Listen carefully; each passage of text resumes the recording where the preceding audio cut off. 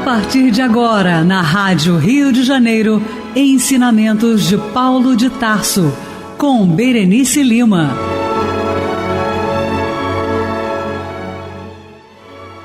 Olá, amigos. Mais um momento de estudo, Ensinamentos de Paulo de Tarso. Nós estamos estudando o livro Paulo e Estevão. No meu livro é a página 50. E nesse momento nós estamos vendo o ressurgimento do Gesiel, né, que futuramente será o Estevão, mostrando como a fé é importante, como nós devemos ter o foco específico, que as coisas vão acontecer, como é importante termos uma visão de futuro, e de futuro espiritual, não só apenas no futuro das questões materiais, né? Porque muitas vezes elaboramos os nossos projetos, os nossos desejos de futuro, mas baseado apenas e somente nas questões materiais. E quando essas coisas não vão se realizando, vem a frustração e ficamos com a sensação de uma existência vazia por não ter tido essa plenitude, né? Esse complemento da vida, esse preenchimento da vida. Mas o importante é termos sempre a visão de futuro no nível espiritual, que é o caso do Gesiel. Mesmo ele viu lá o pai dele ser morto lá de uma maneira estúpida, né, por açoites, viu que a irmã foi condenada a viver numa solidão, né, embora ela foi liberta ali do cativeiro, mas que ela nunca mais retornasse à cidade. E ele foi designado às galeras, que é uma prisão que ninguém sai de lá. Ele se torna escravo daqueles navios onde a função dele era remar, né? Então, por isso que quem era condenado às galeras jamais sobreviveria, porque humanamente você ficar naquele porão daquele navio remando, a exaustão realmente não tem quem aguente. Ele, na fé dele, na resignação, na obediência, e aí é interessante porque é neste caso que a gente entende o texto do Evangelho. A gente consegue entender no capítulo 9 do Evangelho segundo o Espiritismo, que tem o título Bem-aventurados os que são mansos e pacíficos. No item 8 tem o tema obediência e resignação. E tem uma frase interessante que fala assim: a obediência é o consentimento da razão, a resignação é o consentimento do coração. As duas são forças ativas, pois levam o fardo das provas que a revolta insensata deixa cair.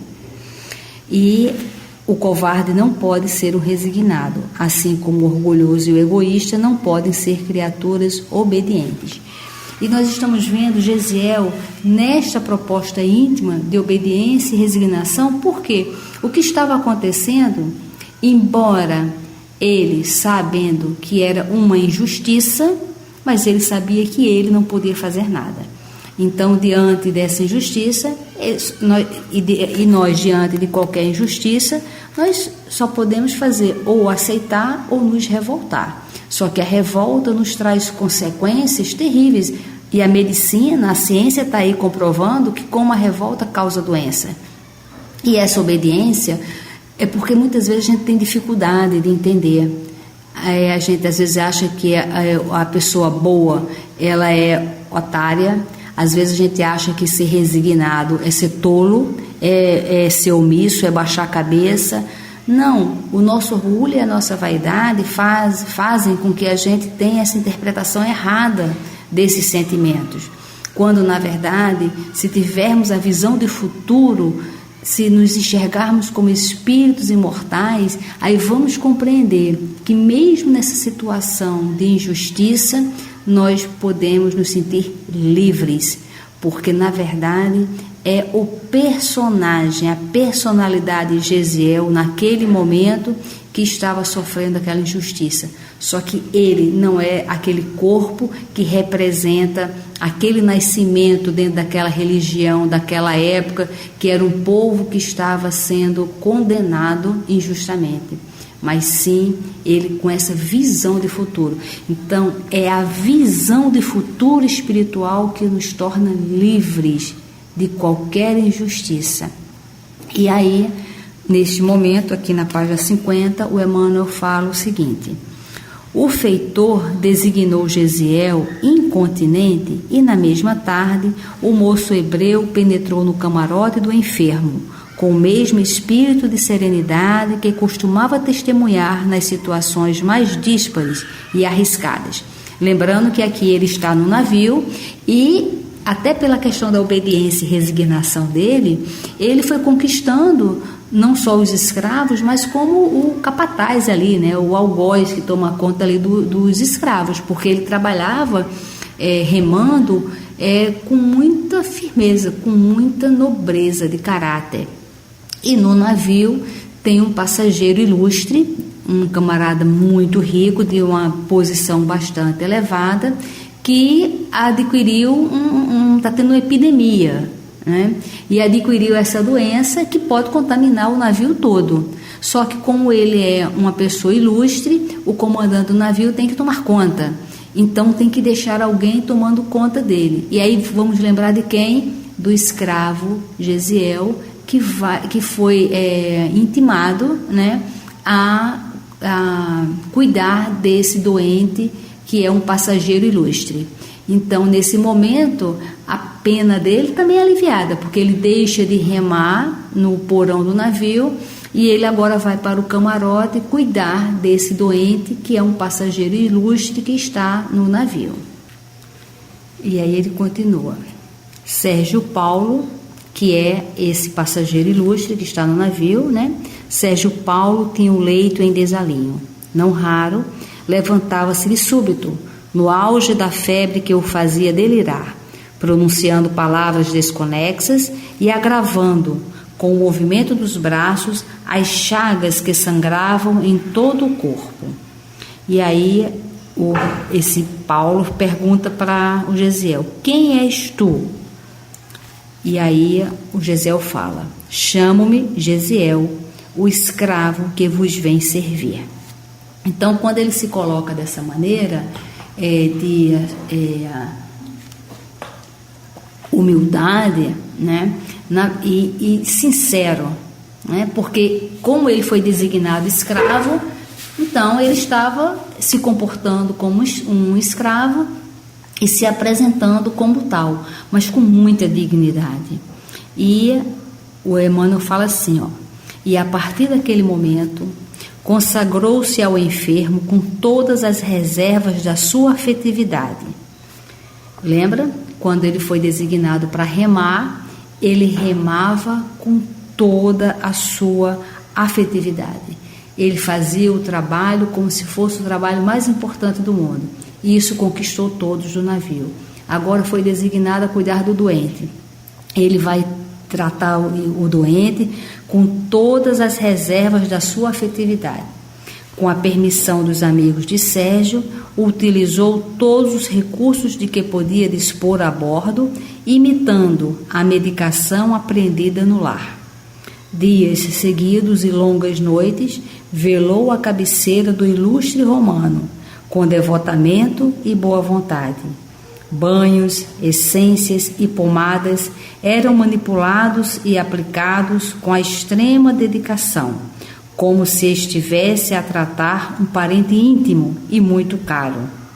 Nas horas mais críticas da enfermidade dolorosa, falava-lhe de Deus, recitava trechos antigos dos profetas que trazia de cor, acumulando-o de consolações e carinho fraternal.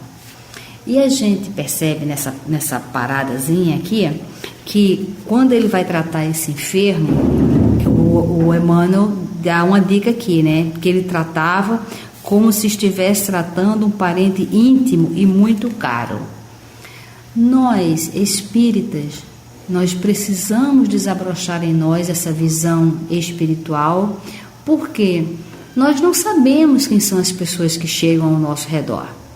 E se, olhando de um ponto de vista de reencarnações, será que esse Sérgio não foi realmente um espírito muito caro ao Gesiel em vidas passadas?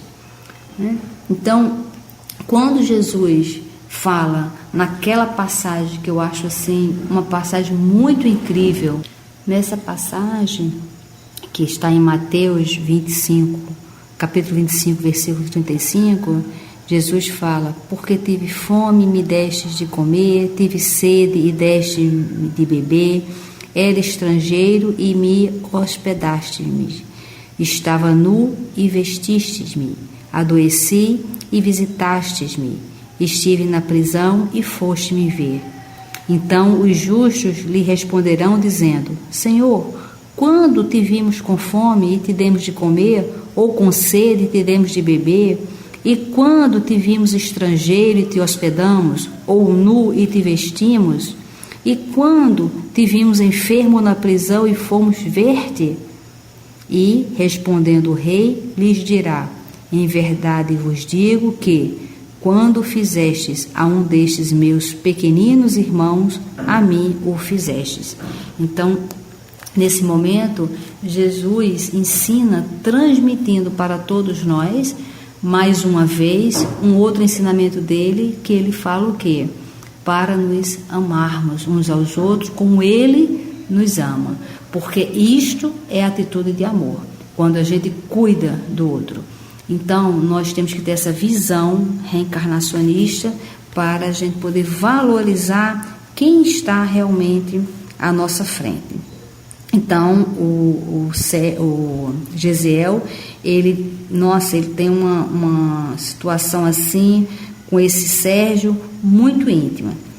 E aí, o Emmanuel continua falando o seguinte: Sérgio Paulo compreendeu a gravidade do mal que afastara os amigos mais caros e, no convívio daqueles dias, afeiçoou-se ao enfermeiro humilde e bom.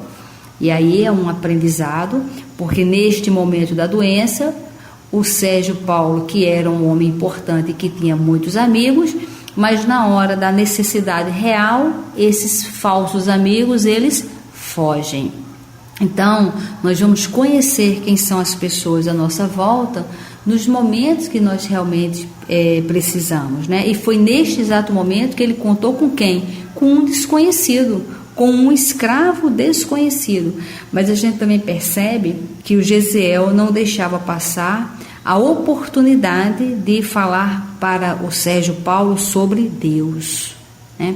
Ele não deixava essa oportunidade.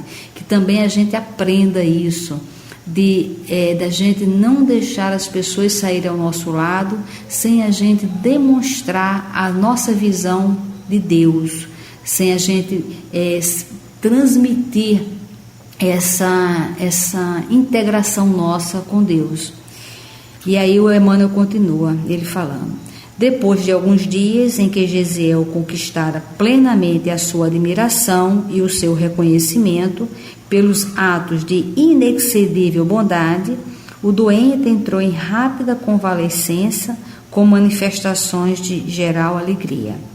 Contudo, na véspera de regressar ao porão abafado, o jovem cativo apresentou os primeiros sintomas da moléstia desconhecida que graçava em Cefalônia. Então, nesse momento agora, ele cuidou tanto do doente que ele acabou adquirindo a doença. Após entender-se com alguns subordinados de categoria, o comandante chamou a atenção do patrício, já quase restabelecido, e lhe pediu aprovação para o projeto de lançar o jovem ao mar. Então, gente, olha o que é o agradecimento e o reconhecimento. O comandante do navio estava com aquele homem altamente importante, que era o Sérgio, que ficou doente. E ele pegou aquele escravo, o Gesiel, para cuidar do Sérgio. O Gesiel cuidou com tanta dedicação que o Sérgio ficou bom. Mas o escravo adquiriu a doença. O que o comandante fez? Vou jogar o escravo no mar. E muitas das vezes nós precisamos pensar que nós também descartamos as pessoas. Talvez a gente não jogue mais no mar como antigamente, mas muitas das vezes as pessoas, quando elas nos deixam de ser úteis, nós temos uma tendência a descartá-las. Vamos ficar muito atentos a isso. Às vezes são amigos de tarefa, de jornada, familiares, e isso é uma situação que acontece com todos nós, né? Por quê? Nós ainda temos o orgulho e a vaidade muito presentes, que a gente tem esse olhar para não descartarmos as pessoas, porque quando a gente descarta, com certeza a vida nos descartará também. E esse comandante, né, ele quer fazer a coisa mais fácil. E aí ele fala o seguinte: será preferível envenenar os peixes antes que afrontar o perigo do contágio e arriscar tantas vidas preciosas. Esclarecia Sérvio Garbo com malicioso sorriso, ainda fazendo deboche, né? O Patrício, que é o Sérgio, né, refletiu um instante e reclamou a presença de Lisipo, entrando os três a tratar do assunto. E aí o Romano pergunta assim: qual a situação do rapaz? Esse rapaz é o Estevão. O feitor passou a esclarecer que o jovem hebreu lhe viera com outros homens capturados por Licínio Minúcio, por ocasião dos últimos distúrbios da Acaia. Lisipo, que simpatizava extremamente com o moço de Corinto, procurou pintar com fidelidade a correção de sua conduta, suas maneiras distintas, a benéfica influência moral que ele exercia sobre os companheiros, muitas vezes desesperados e insubmissos. Então, a conduta do Gesiel nos porões, ela foi de tanta dignidade que tocou o coração do camarada lá do algoz, né? Porque naquela hora que os escravos estavam altamente desesperados, imagina, gente, você remar exaustivamente, dia após dia, sentado, acorrentado no porão de um navio. Olha que castigo!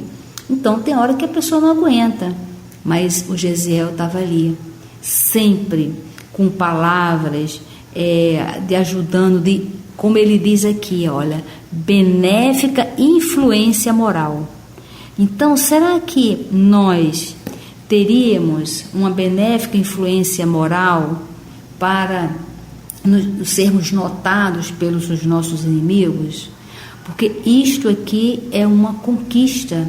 Isto é que faz com que Gesiel se torne um espírito elevado, de conquista moral. Nós precisamos entender isso, porque quando a gente entende, quando a gente pratica, quando a gente se estabelece com essa influência moral adquirida, neste momento nós estamos amadurecendo, neste momento nós estamos nos promovendo espiritualmente, neste momento que nós estamos caminhando para a felicidade. Então, é nisso que a gente tem que se pegar, se avaliar e colocar em prática. Não é fácil, é uma tarefa difícil, porque o tamanho do nosso orgulho e da nossa vaidade é uma barreira tão grande que nos impede de olhar mais adiante. Mas esses ensinamentos desse livro, eles permitem que façamos essa reflexão para colocarmos em prática. E aí o Emmanuel continua: depois de longas considerações, Sérgio, que é o romano importante, ponderou com profunda nobreza: não posso admitir que Gesiel seja atirado ao mar com a minha permissão. Devo a esse escravo uma dedicação que equivale à minha própria vida. Conheço Licínio e, se necessário, poderei esclarecê-lo mais tarde sobre esta minha atitude. Não duvido que a peste de Cefalônia esteja trabalhando o seu organismo, e por isso mesmo é que lhes peço a cooperação necessária a fim de que esse jovem fique liberto para sempre. Gente, o nome disto é reconhecimento. O nome disto é gratidão, e nós precisamos ter gratidão. A questão da gratidão, ingratidão, é uma coisa tão interessante que Kardec, ele faz 3 perguntas sobre decepção, ingratidão, muito interessante. A pergunta 937 do Livro dos Espíritos. As decepções causadas pela ingratidão e a fragilidade da amizade também não são para o homem de coração uma fonte de amargura? E os Espíritos respondem, sim, mas já vos ensinamos a lastimar os ingratos e amigos infiéis. Eles serão mais infelizes que vós. A ingratidão é filha do egoísmo, e o egoísmo encontrará mais tarde corações insensíveis, como ele mesmo foi. Pensai em todos que fizeram mais o bem do que vós, que valeram muito mais do que vós, e que foram pagos com ingratidão. Pensai que o próprio Jesus foi zombado e desprezado quando na terra, tratado de velhaco e de impostor, e não vos espanteis que o mesmo possa acontecer convosco. Que o bem que fizestes seja vossa recompensa neste mundo, e não vos preocupeis com o que dizem aqueles que o receberam. A ingratidão é uma prova para a vossa persistência em fazer o bem, e será levada em conta. Os ingratos serão tantos mais punidos quanto maior tiver sido a sua ingratidão. A questão 938, Kardec pergunta: as decepções causadas pela ingratidão não predispõem a endurecer o coração e fechá-lo à sensibilidade? E os Espíritos respondem: isso seria um erro, porque o homem de coração, como dizeis, está sempre feliz com o bem que faz. Ele sabe que se pelo bem que faz não o reconhecerem nesta vida, na outra o farão, e que ao ingrato restará a vergonha e o remorso. Então veja como o Gesiel já tem essa percepção, e por conta dele ter essa percepção, como ele é livre, né? Ele é livre dessas mesquinharias. E a outra questão, a 938A, o Kardec pergunta: esse pensamento não impede seu coração de ser magoado? Portanto, isso não poderia originar a ideia de que seria mais feliz se fosse menos sensível? E os Espíritos respondem: sim, se preferir a felicidade do egoísta, que é muito triste. Que ele saiba que os amigos ingratos que o abandonam não são dignos de sua amizade e que se enganou sobre eles. Portanto, não deve lamentar sua perda. Mais tarde, encontrará outros que o compreenderão melhor. Lamentai aqueles que têm para convosco um comportamento ingrato, que não merecestes, porque terão amarga recompensa, um triste retorno. E também não vos aflijais com isso, é o meio de vos colocar acima dele.